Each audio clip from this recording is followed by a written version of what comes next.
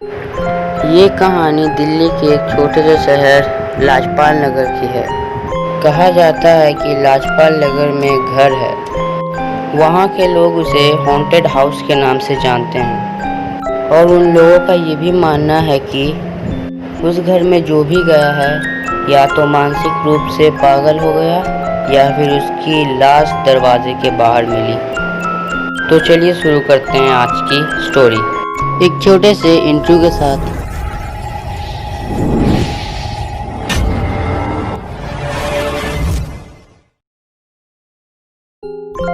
मेरा नाम आमिर। ये बात उस वक्त की है जब मैं और मेरे दोनों दोस्त आरिफ और साहिल हर संडे क्रिकेट खेलने के लिए घर से काफ़ी दूर एक क्रिकेट ग्राउंड जाते थे।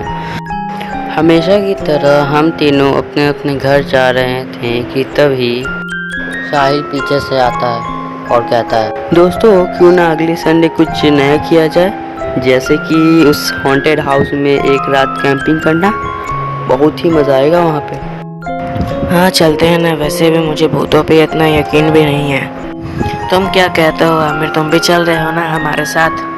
अच्छा ठीक है, अगर तुम दोनों इतना कह ही रहे हो तो मैं चलता हूँ तुम्हारे साथ। तो कब चलना है? तो ठीक है, हम सब अगले संडे शाम 5 बजे यहीं मिलेंगे और यहीं से उस हॉन्टेड हाउस में जाएंगे। और फिर हम सब अपने अपने घर चले गए।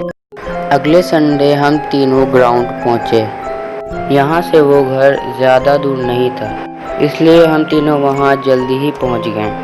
हम तीनों उस घर के बिल्कुल सामने खड़े थे कि तभी साहिल को एक आवाज़ सुनाई दी।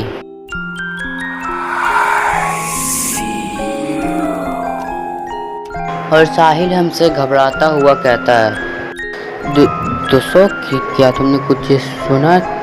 ऐसा लग रहा है कि कोई हमें देख रहा है। तब मैंने कहा, अच्छा कौन देख रहा है, ज़रा हमें भी बताओ। क्या साहिल, तुम्हें तो ठीक से डराना भी नहीं आता?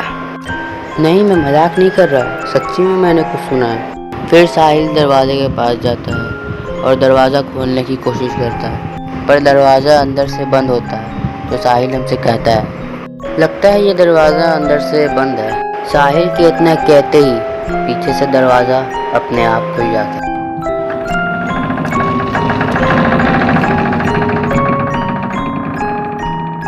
हम तीनों उस घर के अंदर चले जाते हैं और अलग अलग होकर पूरे घर को देखते हैं कि शायद हमें कोई ऐसा कमरा मिल जाए जिसमें हम एक रात रुक सकें।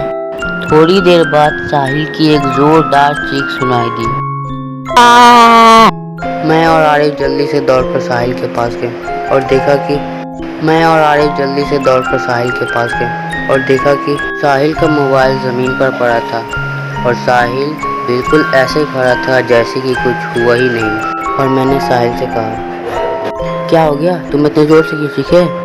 साहिल मुझे बेहद अजीब तरीके से देखता है और जवाब देता है, कुछ नहीं, मेरे आंखों के सामने बिल्ली आ गई थी इसलिए मैं चीख दिया, और कोई बात नहीं है।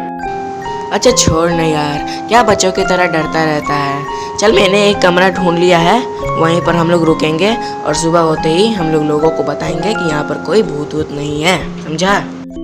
हम तीनों कमरे में जाते हैं और कुछ देर बाद खाना खा करके सो जाते हैं, पर मुझे नींद नहीं आई। साहिल के अजीब बर्ताव से मैं उस पर नज़र रखने लगा कि एकदम से साहिल रात 1 बजे उठता है और कमरे के बाहर जाने लगता है। मैं साहिल से एक ही बात बार बार बोल रहा था, पर वो बिना कोई जवाब दिए आगे बढ़ता जा रहा था। साहिल तुम इतनी रात के कहाँ जा रहे हो? साहिल तुम जवाब क्यों नहीं दे रहे हो? साहिल कहाँ जा रहे हो? इतने में साहिल कमरे के बाहर चला जाता है और आरिफ की आँख खुलती है और वो मुझसे कहता है, क्या हुआ आमिर? नहीं पता आरिफ, साहिल इतनी रात के कहाँ जा रहा है, चलो देखते हैं कहाँ जा रहा है वो। मैं और आरिफ अपनी अपनी मोबाइल की फ्लैश लाइट ऑन करके कमरे के बाहर जाते हैं और साहिल को देखते ही कहते हैं, साहिल रुको, कहाँ जा रहे हो, रुको तो। हाँ साहिल बोलो, कहाँ जा रहे हो तुम? मैं दौड़कर साहिल के पास जाता हूँ और उसके कंधे पे हाथ रख के कहता हूँ, रुको, कहाँ जा रहे हो? और साहिल एक अजीब आवाज़ में कहता है, तुम दोनों की इस घर में आखिरी रात होगी। साहिल ने इतना कहा ही था कि साहिल हमारे आंखों के सामने से गायब हो गया। ये सब देखने के बाद हम दोनों मेन डोर की तरफ बहुत तेजी से भागे और दरवाज़ा पार करने से पहले ही दरवाज़ा अपने आप बंद हो गया। और तभी एक आवाज़ हम दोनों को सुनाई दी और वो आवाज़ पूरे घर में गूंज रही थी।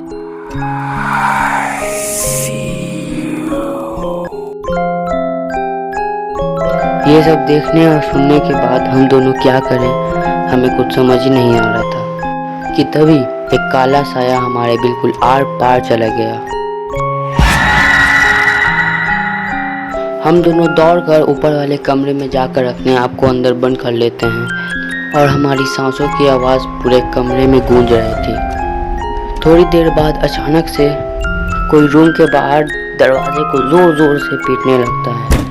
ये सुनकर हम दोनों और घबरा जाते हैं और ऐसा लगने लगता है कि पूरा कमरा हिल रहा है और एक तेज आवाज से हमारा सर दर्द से फटने लगता है। कुछ समय बाद ये सब आवाज़ें बंद हो जाती है और वही आवाज़ हमें फिर से सुनाई देती है।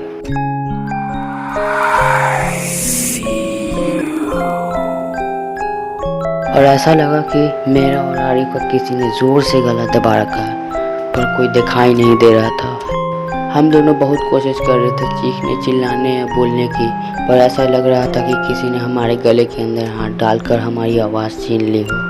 फिर से सब नॉर्मल हो चुका था और मैंने जल्दी से अपना मोबाइल निकाला, पर मोबाइल डेड हो चुका था।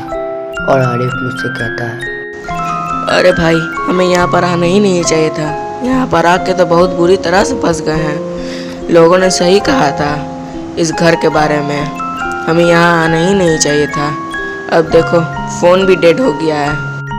थोड़ी देर बाद सुबह हो गई और धूप की किरणों ने पूरे घर को रोशन कर दिया था और घर के खिड़की दरवाजे अपने आप खुलने लगे और हम दोनों उस घर से बाहर निकल आए। पता नहीं ये हमारा लक था या फिर उस भूत ने हमें खुद छोड़ दिया, पर हमारा दोस्त साहिल अभी भी उस घर में लापता है। याद रखिए, दिल्ली, लाजपत नगर। ये कहानी सच्ची घटना पर आधारित नहीं है, ये सिर्फ मनोरंजन के लिए है।